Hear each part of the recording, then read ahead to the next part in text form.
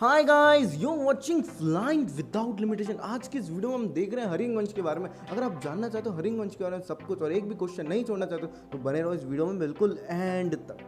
सबसे पहले करते हैं कि मगध कहाँ स्थित था। मगध आप जैसा कि सामने मैप में देख सकते हो, मगध आज के बिहार राज्य में स्थित था। मतलब यहाँ से इसका विस्तार होना चालू हुआ था। शुरुआत में इसकी स्थापना यहीं पे हुई थी, पर बाद में जाके 600 ईस्वी में इसकी स्थापना हुई थी और 300 ईस्वी तक जाते जाते जाते जाते इसने पूरे भारत पर कब्जा कर लिया था। अफगानिस्तान हो या कश्मीर हो, सब जगह मगध मगध मगध मगध मगध। अब हम देखते हैं सबसे पहले कि दो कहानियां हैं मगध के उदय को लेके, तो हम दोनों कहानियां थोड़ी थोड़ी सी देखते हैं। मतलब एक कहानी तो हम पूरी देखेंगे, एक कहानी हम पिछली वीडियो में कवर कर चुके हैं महाभारत वाली, इसलिए हम थोड़ी सी शॉर्ट में देखेंगे। तो देखो यार, महाभारत के अनुसार मगध का उदय किसके द्वारा किया गया था?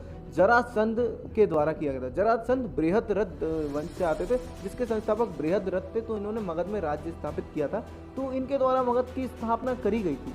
पर अब हम देखते हैं हिस्टोरियंस के हिसाब से, इतिहासकारों के हिसाब से मगध की स्थापना करी गई थी बिंबिसार द्वारा, जो कि हरियंक वंश से आता था। तो इतिहासकार ये कहते हैं। अब हम इस वीडियो में इतिहासकार वाली चीजें ही कवर करेंगे। हम स्टार्ट करते पहले बिंबिसार और हरियंक वंश के बारे में जानना। पहले हम देखते बिंबिसार कौन था, कहाँ से आया था। तो देखो यार, मगध में पहला महत्वपूर्ण और शक्तिशाली यानी कि फर्स्ट एंड इंपॉर्टेंट जो कि राजवंश था वो कौन सा था? वो था हरियंक वंश, जिसके संस्थापक थे बिंबिसार। बिंबिसार ने पूरे 52 साल यानी कि 52 ईयर्स शासन किया है। कहाँ पे? मगध के ऊपर। ये भाटिया के पुत्र थे और हाँ, ये गौतम बुद्ध के समकालीन थे और भगवान महावीर यानी कि जैन धर्म के संस्थापक और बौद्ध धर्म के संस्थापक दोनों के समकालीन थे ये। और गौतम बुद्ध के तो ये फॉलोवर भी थे, यानी कि उनको उनके अनुयायी थे, उनके विचार इन्हें बहुत पसंद थे। अब देखते हैं कि इन्होंने अपना साम्राज्य विस्तार इतना किया कैसे। अब हम ये सब कुछ देखेंगे। तो यार देखो, एम्पायर एक्सपेंशन यानी कि साम्राज्य विस्तार के लिए इन्होंने एक नीति अपनाई थी, जो थी मैट्रिमोनियल अलायंसेस, यानी कि शादी विवाह के माध्यम से अपने साम्राज्य का विस्तार किया। ये ऐसी लड़की ढूंढते थे जिसका कोई भाई नहीं था, यानी कि ऐसी कोई राजकुमारी ढूंढते थे, ऐसी कोई नॉर्मल लड़की नहीं कि हाँ भाई मतलब कोई ऐसी राजकुमारी ढूंढते थे जिसका भाई नहीं था, उससे शादी करते थे। फिर क्या होता था बाद में? तो साम्राज्य भी इनका, सब कुछ इनका, संपत्ति इनकी पूरी, उस जो भी वो देश होगा वो भी इनका, तो मगध में मिलता जाएगा वो। तो ये वाली नीति फॉलो करी थी यार इन्होंने। यार कुल मिला के शादी ब्याह करते जाते थे बहुत शादी ब्याह करे थे। पर लेकिन यहाँ पे ऑफिशियली उनकी 3 वाइफ्स कंफर्म है। अनऑफिशियल की बात नहीं कर रहा है यहाँ पे कोई भी। यहाँ पे हम बात करें ऑफिशियली की। ऑफिशियली 3 वाइफ्स कंफर्म है, जो कि एक थी कौशल देवी, एक थी चेलाना और एक थी आपकी खेमा। तो ये इनकी 3 वाइफ थी जो कि कंफर्म है। आप सामने देख सकते हो कहाँ की रानियां थी कुल मिला के। तो देखो यार, ये मत सोचना सिर्फ उन्होंने यही पॉलिसी फॉलो करी थी अपने राज्य को विस्तार करने के लिए। उन्होंने विजय विस्तार की भी नीति अपनाई थी अपने राज्य का विस्तार करने के लिए। सबसे महत्वपूर्ण जो इनने विजय हासिल करी थी वो करी थी अंग महाजनपद पे। इन्होंने अंग को अपने मगध में मिला लिया था। ये इनकी सबसे बड़ी जीत मानी जाती है। अब यार उनका एक राजा के साथ मन मुटाव भी था, यानी कि राइवलरी थी एक राजा के साथ। वो थे अवंती महाजनपद के राजा। आप जानते हो अवंती भी कितना शक्तिशाली महाजनपद था, तो आप जानते हो उसके बारे में। तो उसके राजा थे प्रद्योत। वो इनके साथ मिलने के लिए तैयार ही नहीं थे वो। तो कुल मिला के क्या होता है, एक बार अवंती के राजा प्रद्योत को हो जाता है पीलिया। उनके राज्य के सारे बड़े बड़े वैद्य बुलाए जाते हैं। सब कहते हैं महाराज को तो पता नहीं कोई ऐसी बीमारी हुई है जो ठीक ही नहीं हो सकती है, लाइलाज बीमारी है। अब महाराज का तो समय आ गया, अब वो ऊपर जाएंगे सीधे। तो भाई प्रद्योत जी हो गए परेशान, सब जगह फैल गई ये बात। तो बिंबिसार जी को पता चला। उन्होंने बोला भाई हम आपको ठीक कर सकते हैं राजा जी। उसे कैसे ठीक कर सकते हैं? वो बोले मैं अपना वैद्य भेजूंगा जिसका नाम है जीवक। फिर इन्होंने अपना वैद्य जीवक भेजा कहाँ पे? अवंती में भेजा, अवंती के राजा को ठीक करने के लिए। और जीवक ने जाके एकदम से ऐसा जादू किया कि उनका पीलिया यानी कि जॉन्डिस बिल्कुल ही गायब कर दिया एकदम से, और वो ठीक हो गए, मरने से बच गए। वो खुश हुए बहुत ज़्यादा और फ्रेंड बन गए बिंबिसार के। और फ्रेंड बन गए थे दोनों के दोनों, बिंबिसार और आपके प्रद्योत, राजा प्रद्योत। तो ये थी इनकी राइवलरी। इस तरीके से उन्होंने अवंती वाले संकट से बचे थे। तो कुछ इस तरीके से हुआ था इनका साम्राज्य विस्तार। अब अगर हम देखते हैं इनके प्रशासनिक व्यवस्था कैसी थी, इनका एडमिनिस्ट्रेशन सिस्टम कैसा था, तो उन्होंने 3 भागों में बांट रखा था वहाँ के पोस्ट को। तो एक थी अपनी कार्यकारी यानी कि लेजिस्लेटिव पोस्ट, ठीक है, एक थी सैन्य यानी कि मिलिट्री पोस्ट, और एक तो आपको पता है न्यायिक, न्यायाधीश तो हर जगह होते हैं। तो यार जुडिशल पोस्ट थी। तो ये हो गया इनका एडमिनिस्ट्रेशन सिस्टम। अब इनका अंत कर देते हैं फटाफट से बिंबिसार जी का। इन्होंने 52 साल पूरे राज्य किया मगध में। उसके बाद में इनका पुत्र आता है एक दिन, वो कहता है पिताजी अब हमें राजा बनने दीजिए, आपने बहुत शादी ब्याह कर लिए हैं, अब हमारा टाइम आ गया है। तो कुल मिला के वो कहते हैं नहीं बेटा अभी थोड़े दिन और मैं राजा रहूँगा, अभी और शादी ब्याह करने। तो उनके बेटे को आया गुस्सा, उसने अपने पापा की हत्या कर दी। यहाँ पर खत्म होती है बिंबिसार की कहानी। अब हम अजातशत्रु के बारे में जानना चालू करते हैं। सबसे पहले बात आती है अजातशत्रु था कौन। अजातशत्रु मगध के संस्थापक बिंबिसार और उनकी वाइफ चेलाना का पुत्र था। उसने अपने पापा की हत्या कर दी और मगध का शासक बन गया। अब देखते हैं अजातशत्रु का मतलब क्या होता है और इसको कुछ नाम दिए गए थे भाई, तो वो नाम क्या क्या हैं, इतिहासकारों ने इसे क्या क्या नाम दे रखे हैं। तो वो नेम पहला तो है अजातशत्रु, इसको नाम दिया गया कुणिक और पितृहंता, यानी कि अपने फादर की इसने हत्या कर दी थी, मतलब अपने फादर को मार दिया था और शासक बन गया था, इसलिए इसे पितृहंता और कुणिक कहते हैं। तो ये जो 3 नाम दिए गए अजातशत्रु को। ये तो बात हो गई इसके नेम की। अब अगर हम देखते हैं इसका रिलीजन यानी कि इसके धर्म के बारे में जानने की कोशिश करते हैं तो हमें पता चलता है कि इसे बौद्ध धर्म बहुत पसंद था। तो देखो यार, तो इसको बौद्ध धर्म बहुत पसंद था। जब भगवान बुद्ध यानी कि गौतम बुद्ध की जब मृत्यु हुई थी तब माना जाता है कि इसने राजगृह में 483 यानी 480 ईसा पूर्व यानी कि बिफोर क्राइस्ट में इसने पहली बौद्ध संहिता यानी कि फर्स्ट बुद्धिस्ट काउंसिल बुलाई थी। कहाँ पे? राजगृह में। तो यार इससे आप समझ सकते हो कि इसे बौद्ध धर्म कितना ज्यादा पसंद था। अब अगर हम बात करते हैं, इसने कुछ युद्ध वुद्ध भी लड़े होंगे यार, अपनी जिंदगी में आया था तो इसके पापा ने इतने युद्ध लड़े तो इसने भी लड़े होंगे ऑब्वियसली। तो भाई इसने भी युद्ध लड़े। कहाँ पे लड़े? कौशल और वैशाली में। तो कौशल पे ये जीत गया आसानी से, पर वैशाली में जीतने में इसकी पूरी हालत खराब हो गई थी। चलो फटाफट से सुनते हैं वैशाली की कहानी कि वैशाली में ये किस तरीके से जीता और क्या थी पूरी कहानी वैशाली की। वैशाली इसकी नानी का घर था, इसकी मदर लक्ष्मी प्रिंसेस थी, फिर भी इसने वैशाली के खिलाफ लड़ाई करी। हालांकि उसे वैशाली जीतते जीतते पूरे 16 साल लग गए थे अपने राज्य में वैशाली को मिलाने में। अब देखते हैं क्या हुआ था। बात ऐसी थी यार, वैशाली पे इन लोगों ने आक्रमण किया था, इसके पापा जी ने भी किया था, पर नहीं कर पाए थे, वैशाली को हरा नहीं पाए थे। पर लेकिन अजातशत्रु ने अपने अंदर मिला लिया। अब कैसे मिलाया? अजातशत्रु का एक गुप्त था, गुप्तचर यानी कि एक डिटेक्टिव रखा, एक तरीके से आप बोल सकते हो गुप्तचर। तो उसे भेज दिया इसने वहाँ पे। कहाँ पे? वैशाली में।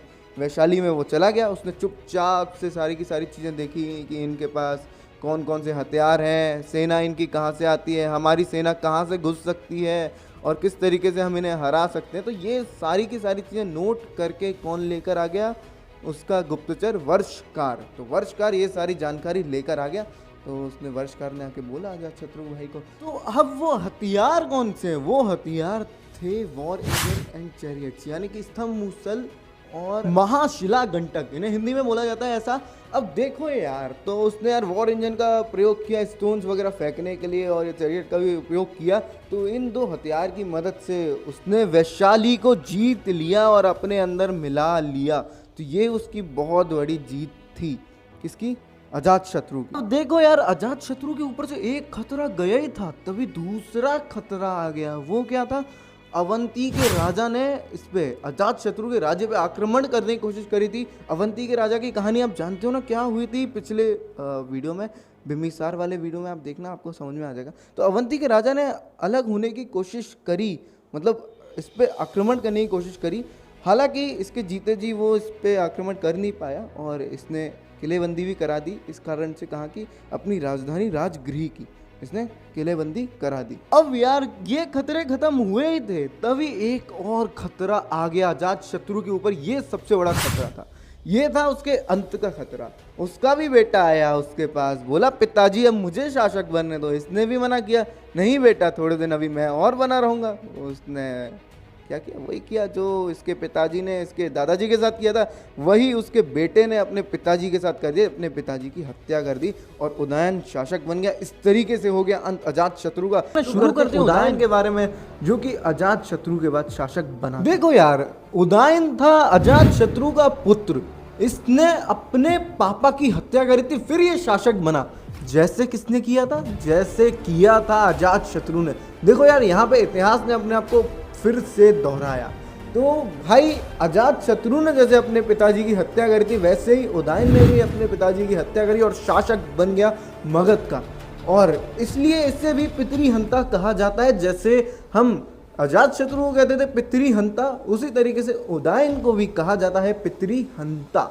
अब यार, इसने हत्या वत्या तो कर दी पिताजी की, उसके बाद में ऐसे ये देखना था कि राजगृह पे उस टाइम पे आपको पता होगा अजात शत्रु के टाइम पे बहुत आक्रमण होने चालू हो गए थे और राजगृह से पूरे के पूरे इतने बड़े साम्राज्य का शासन संभालना मुश्किल था, क्योंकि वो बिल्कुल कोने में था, पहाड़ों पे थी इनकी राजधानी। तो इसलिए इसने क्या किया, एक नए शहर का निर्माण किया। वो शहर था गंगा और सोन नदी के संगम पर। तो उस शहर का नाम रखा उसने पाटलिपुत्र, जिसे हम आज के टाइम में जानते हैं पटना के नाम से। ये देख सकते हो अब आपका प्यारा पटना शहर, यहाँ से चालू हुआ था हमारा भारत। फिर उसके बाद में क्या करता है, ये अपनी कैपिटल लेकर चला जाता है पाटलिपुत्र, यानी कि राजगृह से कैपिटल अब कहाँ चली गई, राजगीर से वो चली गई बिहार के पटना में। आज का पटना, उस समय का पाटलिपुत्र एक समान है। उदयन ने एक काम ये भी अच्छा किया था यार, देखो राजधानी जाएगी तो ऑब्वियसली किले का भी निर्माण होगा वहाँ पे। तो उदयन ने एक किले का भी निर्माण कराया था गंगा और सोन नदी के किनारे पे। और ऐसा क्यों किया गया था मगध में? अगर आप सोच रहे हो कि राजधानी वो पटना ही क्यों लेके गया, दिल्ली क्यों नहीं लेके गया, कहीं और क्यों नहीं लेके गया?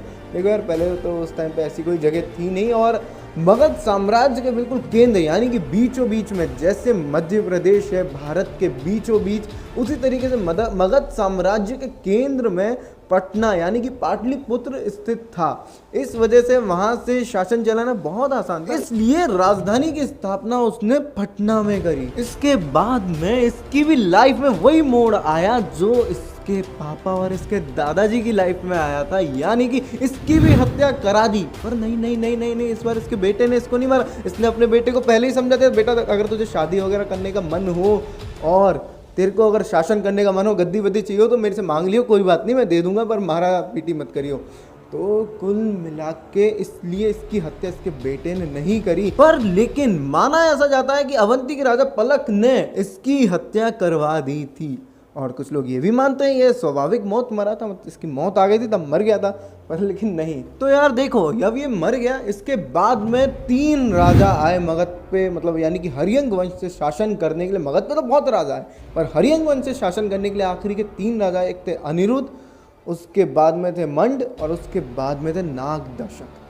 तो यार देखो यार, बात ऐसी है, देखो अनिरुद्ध और मंड के शासनकाल में तो कुछ ऐसा हुआ नहीं, तो कुछ वो महत्वपूर्ण नहीं है, ना ही वो इतने फेमस है हिस्ट्री में।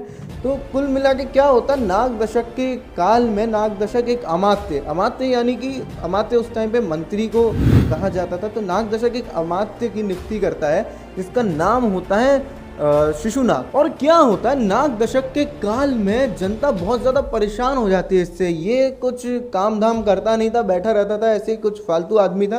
तो कुल मिला के जनता इससे बहुत नाराज़ हो जाती है। इस वजह से जनता विद्रोह करती है और जनता प्रिय हो जाती है किसके, आप समझ ही गए होगे किसके हो जाती है, शिशुनाग के। तो शिशुनाग और जनता मिलकर इसकी हत्या कर देते हैं, यानी कि शिशुनाग हत्या करता है इसकी नाग दशक की, और वो बन जाता है अगला शासक मगध का। और इसी के साथ हरियंक वंश का भी अंत होता है और शिशुनाग वंश की स्थापना होती है। तो गाइज, अगली वीडियो से हम देखने वाले हैं शिशुनाग वंश के बारे में, एक एक करके सारे शासकों के बारे में देखेंगे, सब कुछ देखेंगे, उसका पूरा मौर्य साम्राज्य खत्म करेंगे। तो गाइज, चैनल पे न्यू सब्सक्राइब करना, हिस्ट्री की वीडियोस लगातार देखने के लिए मिलते रहेंगे। तब तक के लिए जय हिंद, जय भारत, वंदे मातरम।